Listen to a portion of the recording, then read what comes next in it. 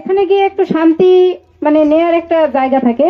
তো আমরা আমাদের বাড়িঘর হারিয়ে ফেলেছি, জায়গা জমি সহ সবকিছুই হারিয়ে ফেলেছি, আমাদের কর্মসংস্থান হারিয়ে ফেলেছি। আমরা যে কর্ম করে খাবো, আমাদের সেই কর্মসংস্থান আমরা হারিয়ে ফেলেছি। আমরা যে একটা জায়গায় বসবাস করবো, ওই গৃহ আমরা হারিয়ে ফেলেছি। আমরা আজকে 4 বছর যাবত এই যে রাস্তার পাশে, তারপরে টুং পেতে মানুষের জায়গায় ভাড়া থেকে জীবনযাপন করতেছি। এখানে আসলে এরকম কোনো কর্ম নাই যে আমরা দিন শেষে সারাদিন কর্ম করে মাস শেষে আমরা বাড়ি ভাড়া দেব, তারপরে আমাদের নিজের পরিবারটা পরিচালনা করব। এরকমের আসলে আমাদের কাছে ওরকমের আয়ও নাই।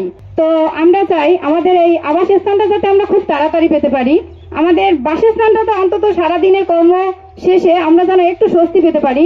এইটা যাতে সাংবাদিক ভাইয়েরা এটা উপস্থাপন করেন, যাতে আমরা তাড়াতাড়ি আমাদের এই আবাসস্থানটা আমরা পেতে পারি।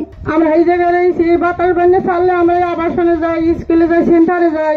আমাদের ডাল চাল বিছানাপত্র সব বিদ্যা বুঝিয়ে সব লই গেছে। এরপর আমরা এইগুলো মাইয়ে ফেলা লই হয়ে পরে আমরা রাস্তার সাইডে রয়েছি, শেষে আমরা খাতা কাপড় সব আমার ভিজে ভরে অবশ্যই গেছে।